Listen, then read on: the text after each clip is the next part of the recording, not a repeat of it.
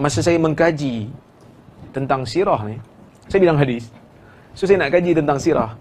Tak banyak rupanya tesis-tesis yang ditulis berkaitan dengan sirah ni. Tak banyak. Sehingga kan saya tak jumpa satu pun tesis PhD yang bercerita tentang bagaimana cara nak berinteraksi dengan riwayat sirah. Ada satu tesis PhD yang saya jumpa di University of Jordan, dia cuma bincang tentang metodologi Imam Bukhari dalam riwayat, dalam hadis-hadis dalam kitab Maghazi. Sebab Sahih Bukhari ada satu kitab riwayat perang. Tapi yang tu tak ada masalah sebab dalam Sahih Bukhari ni semua sahih. Kan? Jadi dia bincang metodologi, cara pemilihan perawi, cara pilih riwayat, cara susunan hadis-hadis, susunan bab. So dia lebih kepada Bukhari, tak lebih kepada sirah.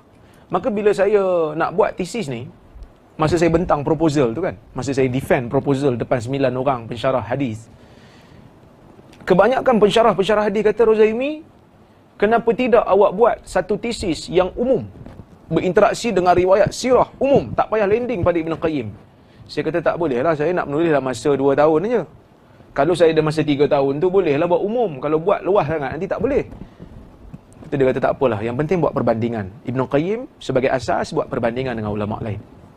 Sebab pun dia kata, kebanyakan mereka kata kalau awak tulis tesis ni akan menjadi rujukan untuk orang yang nak berinteraksi dengan riwayat sirah. Sebab tuan-tuan, kita tak biasa. Sirah ni macam mana? Riwayat sirah macam mana kita nak berinteraksi? Adakah kita nak terima yang sahih saja ataupun kita nak terima yang dhaif sekali?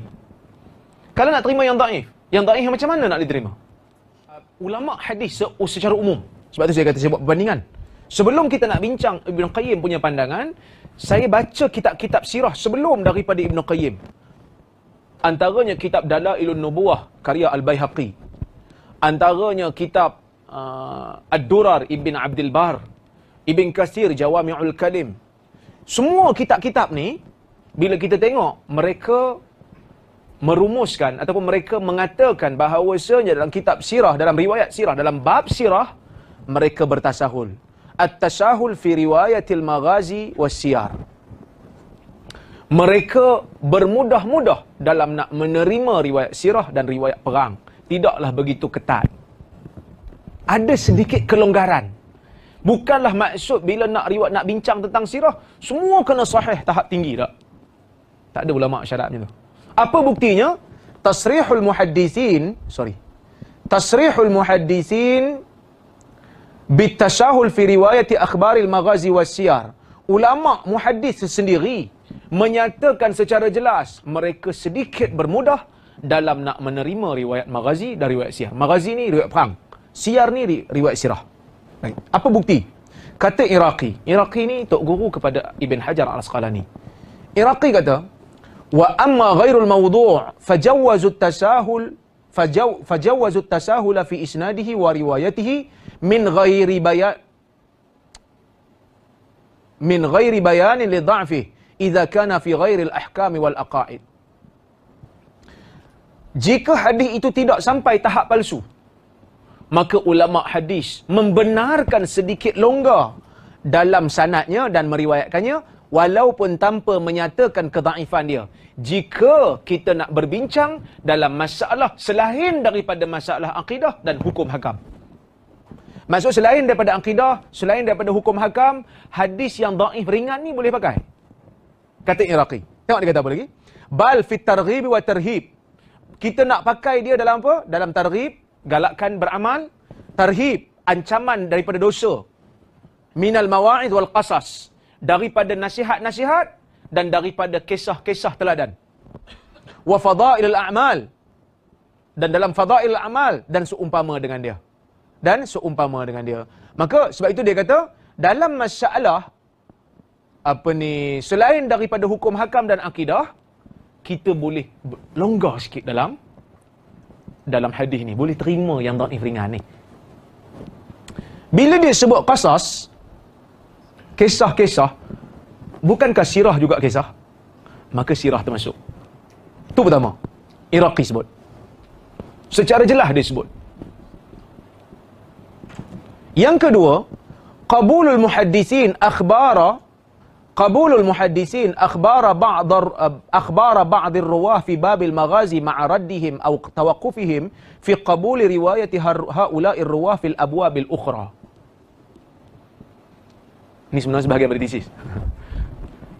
Yang kedua, bukti yang mengatakan ulama sirah agak sedikit longgar dalam nak menerima riwayat sirah selain daripada mereka sebut secara jelas.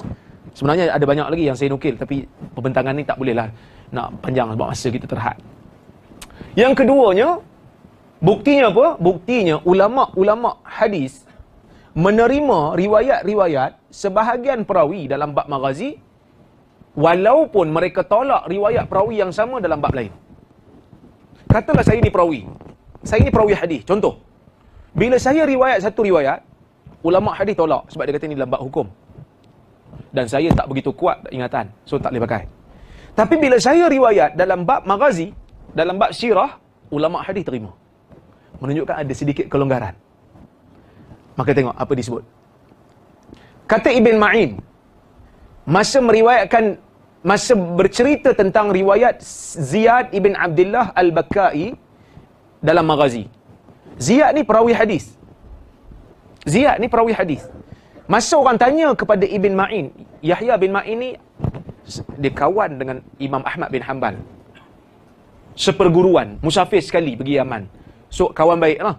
Cuma Imam Ahmad ni dia ramai pengikut, sebab tu dia ada Hanbali, ada mazhab Hanbali. Yahya bin Ma'in ni tak ramai pengikut. Maka sebab tu tuan-tuan menjarang dengan nama Yahya bin Ma'in. Tapi dia ulama besar dalam hadis. Pandangan-pandangan dia dalam hadis sangat hebat. Sehingga kawan kata, mana-mana perawi yang Yahya bin Ma'in tak kenal, biasanya dhaif. Sampai ada orang nak buat kaedah macam tu. Sebab banyaknya pandangan Yahya bin Ma'in ni dalam menilai perawi. Orang tanya Yahya bin Ma'in tentang masalah ni, Ziyad ni. Macam mana dia ni? Dia kata, Ziyad al-Bakkai laisa hadisuhu bi syai'. Ziyad al-Bakkai hadisnya tidak ada nilai. Wa kana 'indi fil maghazi la ba'sa bih. Tapi dia tu kalau riwayat dalam bab perang tak mengapa. Maksudnya bila dia kata hadisnya tidak ada nilai, menunjukkan dia dhaif. Tak boleh pakai dalam hadis. Maksudnya dalam hadis hukum, hadis akidah tak boleh pakai. Tapi dalam maghazi la ba'sa bih. Boleh pakai. Itu satu. Yang kedua, Imam Ahmad ketika mana dia ditanya tentang Muhammad bin Ishaq dan Musa bin Abidah Ar-Rabzi. Imam Ahmad ditanya tentang dua orang perawi. Satu Muhammad bin Ishaq, satu lagi Musa bin Abidah. Apa jawapan Imam Ahmad? Dia kata, amma Muhammad ibn Ishaq fahuwa rajulun tuktabu anhu hadhihi al-ahadith ka'annahu ya'ni al-maghazi wa nahwaha. Wa amma Musa bin Abidah falam yakun bihi ba's walakinnahu ahaddatha bi ahaditha manakir an Abdullah bin Dinar an Ibn Umar an Nabi SAW. Fa amma idza jaa al-halal wal haram aradna qauman hakadha wa qabada Abu al-Fadl ala asabihi yadayhi al-arba' min kulli yad wa lam yadhum al-ibham. Anda faham? Macam ni. Orang tanya Imam Ahmad tentang dua orang. Pertama siapa? Muhammad bin Ishaq, seorang lagi Musa bin Abidah. Imam Ahmad dia jawablah. Yang riwayat perkataan Imam Ahmad ni anak murid Imam Ahmad Abu al-Fadl. Orang tanya Imam Ahmad, dia kata, apa pandangan Imam Ahmad tentang dua orang perawi ini? Seorang Muhammad bin Ishaq, seorang Musa bin Abidah. Imam Ahmad kata, adapun Muhammad bin Ishaq, hadisnya ditulis dalam bab ni, dalam bab maghazi. Maksudnya Muhammad bin Ishaq kalau dia riwayat dalam perang, boleh pakai. Adapun Musa bin Abidah Ar-Rabzi, dia ni banyak riwayat hadis-hadis mungkar. Terutama bila diriwayat daripada Ibn Umar. Daripada jalan Ibn Dinar, daripada Ibn Umar ada hadis-hadis mungkar. Dia kata apa? Last sekali. Ini saya nak ambil tu. Adapun jika datang halal dan haram, maksudnya jika bila kita nak berbicara tentang hukum halal dan haram, hukum, hakam syarak, fiqh, aradna qauman hakadha. Kita mahukan perawi yang macam ni, kata Imam Ahmad. Macam ni macam mana? Anak murid dia bagi tahu kat kita. Sebab kita tak pernah tengok Imam Ahmad kan? Anak murid dia kata, wa qabada Abul Fadl ala asabi yadayhi arba' min kulli yad wa lam yadhummal ibham. Imam Ahmad melipatkan 4 jarinya dan tidak melipatkan dua ibu jari kanan, ibu jari tangannya. Macam mana? Imam Ahmad kata macam ni. Bila masuk bab halal haram, kita mahukan perawi yang macam ni. Maksudnya apa? Maksudnya bagus. Apa yang kita faham sebalik dia? Maksud Imam Ahmad, kalau dalam bab halal haram, Dua orang perawi ni problem.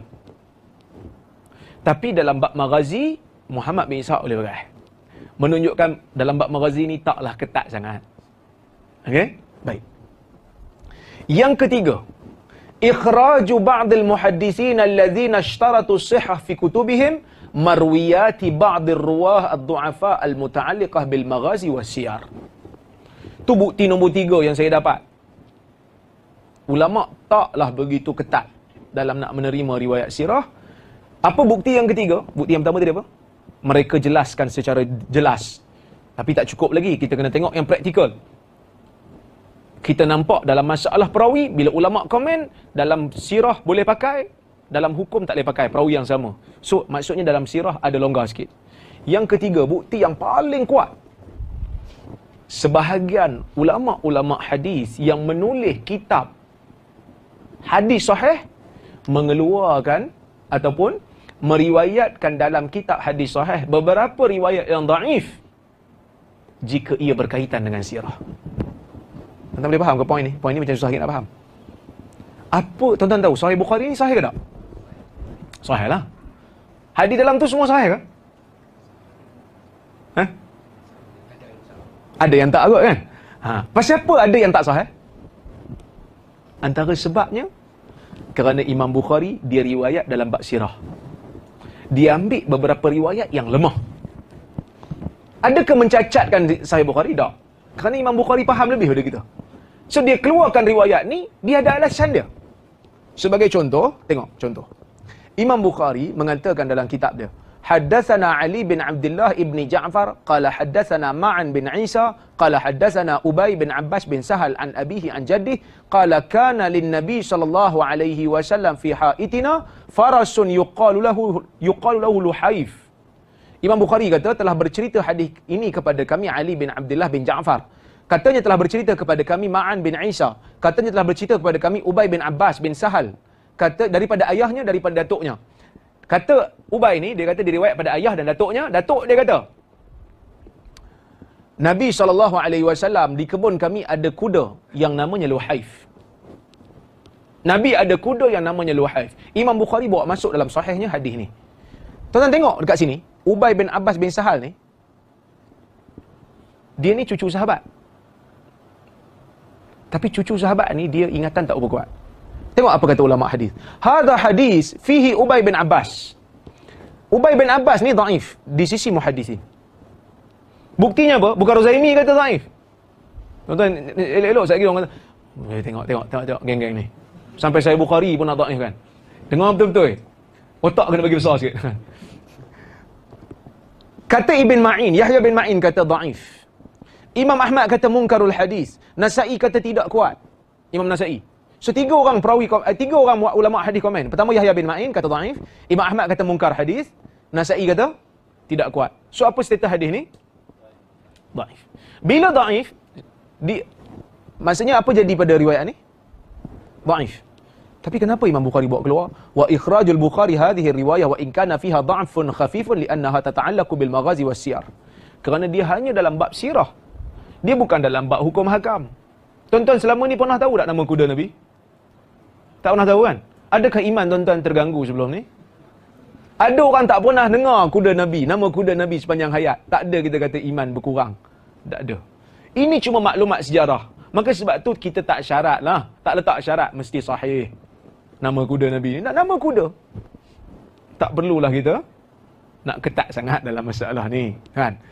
Kalau betul pun okey, tak betul pun tak apalah. Yang penting Nabi ada kuda. Yang tu. Nah, baik.